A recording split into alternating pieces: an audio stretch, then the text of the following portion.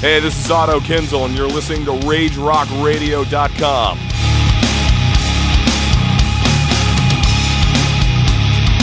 Where did you go now? Oh, where did I leave you? Welcome, everyone, to another edition of The Hidden Track here on RageRockRadio.com. Matt Connerton back with you this week, and my guest at this time, Otto Kinzel. How you doing, Matt? Good. How are you? I'm doing super. Thanks for having me. Good. You're doing super, huh? All right. Super. Wow, that's the first time anyone's ever said that here. Wow. Well, it pleases me to be the first, and I like to think that my positive, creative energy, kind of is infectious. Yes. We are all infected with it. Yeah. Hopefully, it's more infectious than that gonorrhea I had going around. Right. Right. That's another story. Don't wish to be infected with that. No, bad times. So, I've known you a long time, and you've had a lot of projects, but what are you up to now? You got something a little different going. Yeah, working on a solo album that's pretty much done. The final album will be between 15 and 17 tracks, depending on, just depending on a couple of cuts, seeing how they come out once they're all mastered and all that. But essentially, it's going to be about an hour long, and it's going to be my first actual solo record. I did all the music. And it was a lot of fun. I was able to collaborate with a number of different vocalists and other musicians who I'm friends with, and it was a really fun time. I came up basically the music and all that, and the drum beats and everything, put it together, and send an MP3 off, and a person would come back, record in my studio, and just let the creativity kind of ride. So is it industrial, or how would you describe it? There's industrial aspects of it because I use a lot of drum machines and a lot of sequencing, and definitely a lot of synth. But there's a lot of live instrumentation over it as well, live guitars, bass, vocals, and drums. So I'd say it's got a rock edge to it, but just because of the nature of some of the collaborations, it's got some hip-hop feel because some of the singers I was involved with are rappers. Sure. And I'd say it's probably a much more radio-friendly project than I've done in the past. A lot of the past projects I've done, they've been metal with a lot of bizarre off-time kind of staccato changes, and this time I was just trying to do something on my own in my basement that I always like to say I'm not trying to make the perfect album. I'm just trying to make an album. I just want to get it out. So I know from listening to the tracks that I've heard so far, I heard some hip-hop influence on some definitely sound more metal. All of it is very unique. Thank you. I can honestly say I've never heard anything quite like it. Now, this isn't your first sort of industrial project, though, right? Correct. Okay. You had... Yeah, I did Black Eye Susan back in the early millennia, about 2000, 2001. And Black Eye Susan was a band that had no live drummer. We used a lot of techno and house kind of drum beats, samples and programming and whatnot, and played heavy riffs over it. And then I was in a band called Worm Drive that also had no live drummer, but the drum beats were much more metal in the way they were programmed. So it's the same idea on this, where there's no actual live drums. I never had a drummer sitting down in my studio playing, but I tried to get back into the vein of using house beats, drum and bass, a lot of GABA, some four on the floor, kind of Chicago hard house beats, stuff that would be more popular in the techno realm, in the club realm, and then, fusing that with kind of more typical songwriting and live guitar on top of it. So right. And where did you record? In my basement. Okay. In my home studio down in my creepy unfinished basement. Okay. Now, did you just record the basic tracks there and then have someone else do the mixing and all that? Yeah. I did all basic tracking there. Essentially all of the programming, all the guitars, all the vocals, everything was done down there. And then Matt Marcel from Tweak Sound and Mastering. Yeah, we had him on the show not long ago. Excellent. Yeah. Matt, he's doing all the mixing and mastering for me, and he's a great engineer, and he and I have worked together on a couple other projects, so a little shout out to Tweak Sound and Mastering in Concord. Yep, he's a great guy. Yep, and he gets fantastic results, on one of the songs you guys will hear later, The Carnival. I recorded all the stuff at home, but when I gave it to him, he added those live carnival kind of samples. Oh, really? And so we have a good relationship, whereas I let him do his thing. He can mix them creatively if he has certain ideas he wants to do to spice up the songs, especially in mastering. And, usually 9 times out of 10, he can do something without even asking me Sure. and just give it back to me, and I'm blown away with it. Yeah, the results are incredible. He's a very creative guy. Now, did you write everything yourself also? I wrote probably, well, when it came to the music, yeah, I wrote all the music. And then would just have different people play different parts depending on what their strengths were. My buddy Bob on one of the instrumental songs, a song called Envy, laid down some scorching lead guitar riffs and, just stuff that was really fitted to him. He's a jazz guitar player, so really fitted to his style and his technique. When it came to the lyrics, because I was collaborating with a bunch of different singers, we did it a couple of ways. Some of the songs were lyrics that I wrote and just had a person who was the voice, quote unquote, kind of step in and do it. And then there were other ones like The Carnival, my buddy Lithic, who rapped on 3 or 4 songs. He actually wrote the lyrics and the concept himself. So it was a case-by-case basis depending on the particular strengths of the individual that I was collaborating with. Now, what is it that made you want to do a solo album after all these bands that you've played in? Just got tired of being in bands. Really? Got tired of being in projects with other people that got hung up because of everybody's indecisiveness. As you know, you've been in a bunch of bands. It's a relationship, and when it comes time, especially to making an album or making some sort of major production thing, whether it's an album or a DVD or whatnot, everybody has a different vision. Everybody has a different idea. It's tough for bands to really move forward. You almost kind of need a dictatorship. You need one person who's the, I'm going to get things done person. I've always said that, bands don't work as democracies. They really don't. And you know what? After all these years, I still don't have a very good handle on English grammar, and also I figured that, I needed to get a CD done on my own. If nothing else, just to prove I could do it. Right. And you know what? If this thing is a complete disaster, well, it's my disaster. Right. And if it's a success, great. But if it's a disaster, it doesn't matter. It's just I was able to do it. Right. Well, let's hear something from the disc. What do you want to play? This first song is called Thanks for Asking, and the guy that did the vocals on this, his name is Keith Chisholm, and he plays in a band called The Stink.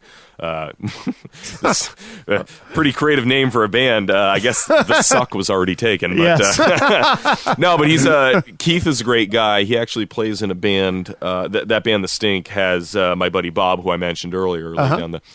And this was a version where I wrote the lyrics. Keith came in, did the job, laid it down in an hour. We had all the vocals, harmonies, everything done. Cool. And so here we go. Thanks for asking. All right. Thanks for asking by Otto Kinzel here on The Hidden Track on RageRockRadio.com. RageRockRadio.com. The heaviest place on the internet.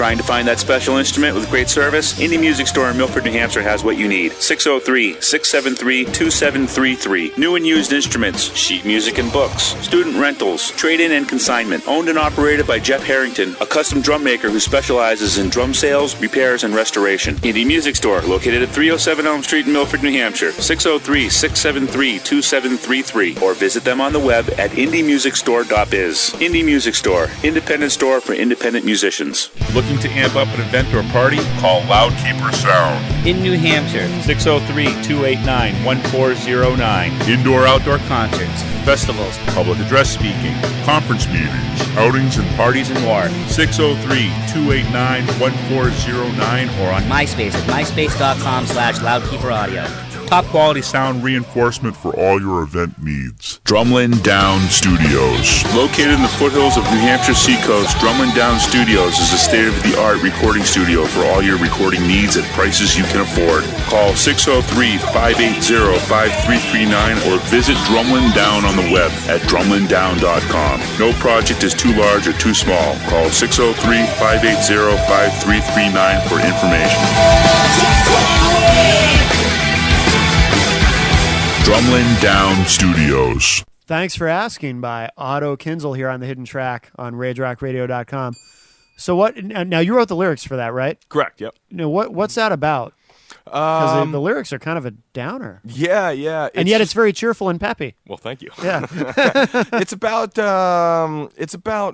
going through recovery and stuff like that for substance abuse. Oh. So it was just at a point in my life where I was just down and kind of trying to figure things out and kind of needed to reach out and get help. Right, and ask for help. And so that's what it's called, Thanks for Asking. It's a kind of tongue-in-cheek because everybody, especially when your family first knows that you're kind of going through a program, they're always, how you doing? And you just get to be like, yeah, thanks for asking. I appreciate it. When inside you're seething angry because you don't want people to, you want people just to stop making a big deal out of it. Right. You know, and you want people just to be able to move on and to, you know, just not make a big deal out of it. Stop fucking asking, you know? Yeah. So that's what the lyrics are kind of about. And it's just written from a journal where you're capturing, there were words on a page, and the lyrics don't really necessarily flow because that was the language that they were written in. Okay. You know? So it's literally from a journal. No kidding. Yeah.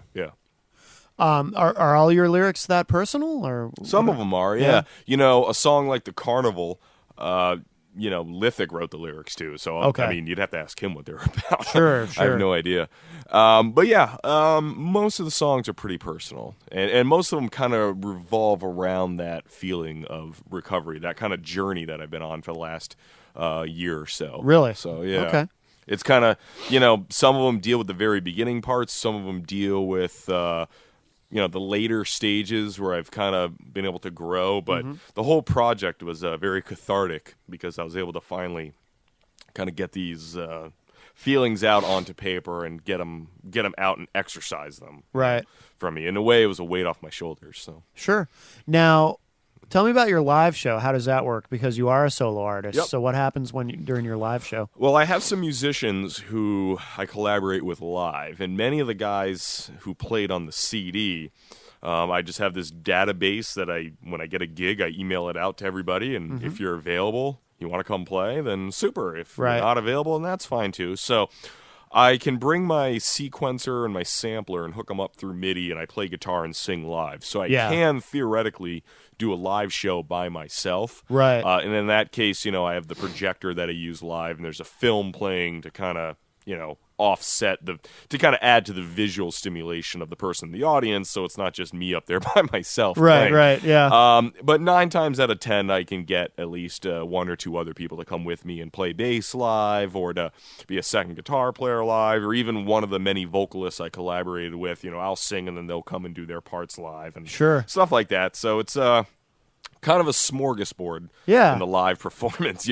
You can come see me on 3 separate occasions, and you might not always see the same live lineup. So that's cool though, because as you build your fan base and your following, people aren't going to necessarily know people who've already seen you before aren't necessarily going to know what to expect at each show. Yep. So that'll keep it interesting for the audience as well as for you. Yeah, well, it keeps me on my toes. I mean, Yeah. we got to rehearse all the time, and sometimes schedules for rehearsing can be a little crazy, Sure. depending on who's playing what show. But it's a lot of fun, and I wouldn't have it any other way. And what kind of shows do you play? Because I know you've taken kind of an unconventional Yeah. approach to the types of shows that you're. I'm trying to get doing. out of playing the same old bars and the same old venues. I still play. I have a show coming up at the Brick House in October. Mm-hmm. We're playing here and there at the Stone Church, for example. So we're still playing traditional venues, but the idea is to try and get out and collaborate more with, I guess, X game type of sports, for lack of a better term. So playing like motorcycle stunt shows where guys are doing crazy freestyle stunts and last man standing in a 50cc race, stuff like that. So stunt bike shows, providing the live music there. Events like roller derby or mixed martial arts fights, doing music there. Playing at a skateboard park for a half-pipe competition, doing live music for that. In the wintertime, snowboarding competitions.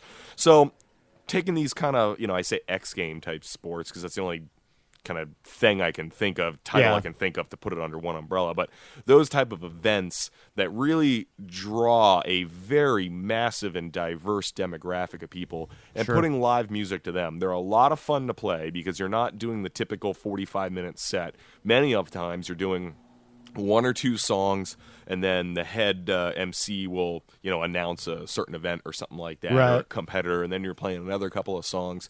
But the exposure you get is, you could play 100 shows at Millie's Tavern and not get nearly as much exposure as you would from a stunt bike show or a snowboarding competition. Absolutely. It's pretty amazing. And again, they're a lot of fun. You meet a lot of people that you'd never meet otherwise. Right. So, And where do we find you online? How do people keep up on everything that's going on? I am going to have an official.com website, but good. for right now, myspace.com/Otto Kinzel Music.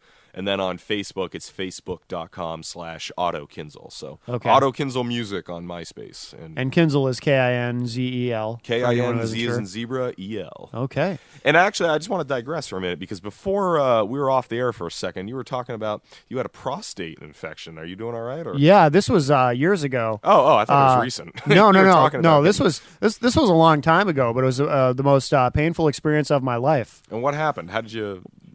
Well, apparently they're very common. Something like 1 in 6 men aged 20 to 40 get them. Okay. But people don't realize that because no one likes to talk about it. But I'm very open about these things. It's something that happened to me. What were the symptoms? What should I look out for? So I know burning urine. Burning basically, urine? it was excruciating when I peed. And so I went to the doctor. They tested me to see if I had some sort of venereal disease. Turned out I did not. So I was then forwarded to a urologist who determined that I had a prostate infection. Wow. Yep. And I had to go through 3 different antibiotics before they found one that works, which apparently is very common. Prostate infection is very difficult to defeat, and it usually takes a while to find the correct antibiotic. So it was a couple of months of extreme discomfort. And you had the finger in the butthole exam. I did, yes. Yeah, I had one of those too for my physical. And it's, I was joking around a lot at home with my wife that I would practice on myself and lube up a finger and do that. Sure. But, when it came time to have to drop trowel and get it done, it was very uncomfortable. Well, I've always said, after that, I'd have it done a couple of times because my situation dragged on for a bit. And, I've always said I understood the gay lifestyle even less after that first exam because there was nothing remotely pleasant sexually or otherwise about having another man's finger in my ass. And that's just a finger. Imagine something wider and girthier, yes, like a human appendage going inside that. That would be very...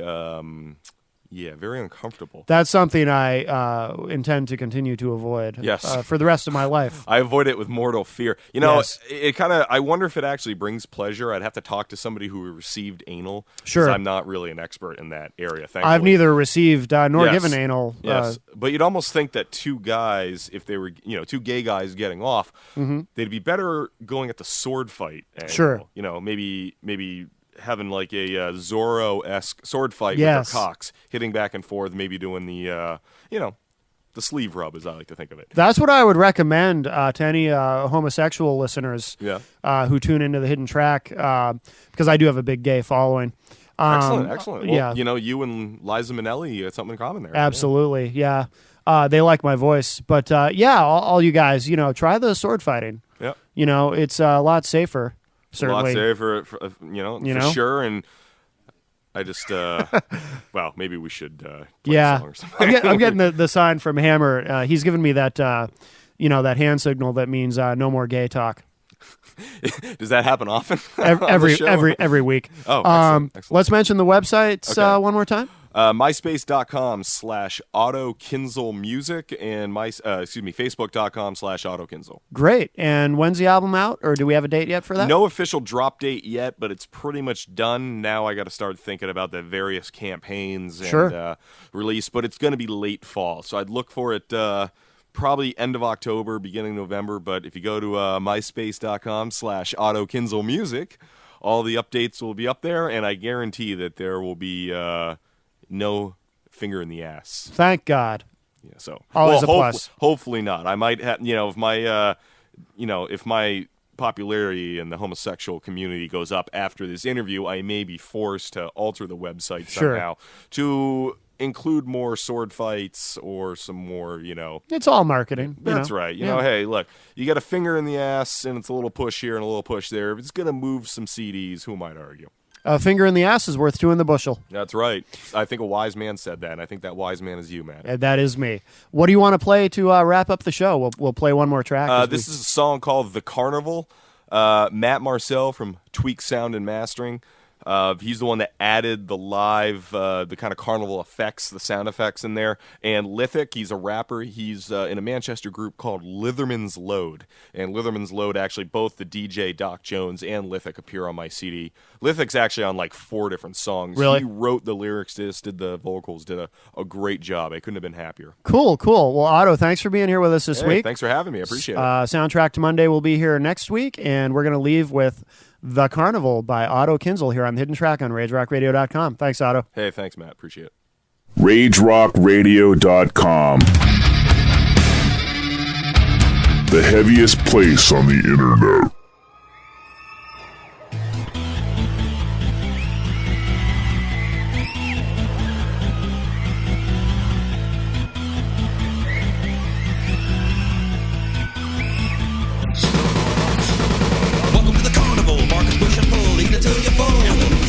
Midway lights, all the smells and sights, freaks come out at night. And the people say, welcome to the promenade, to the big charade, to the one we made. And the people say, welcome to the underside, to the one we hide, please enjoy the ride. And the people say, step into the Ferris wheel, tell me how you feel, can you tell what's real? And the people say, see the people down below, putting on a show like they don't even know. And the people say, going through the daily trials with the Sherry denials, you can see for miles. And the people say, wheeling spinning round and round, between sky and ground, things are lost and found.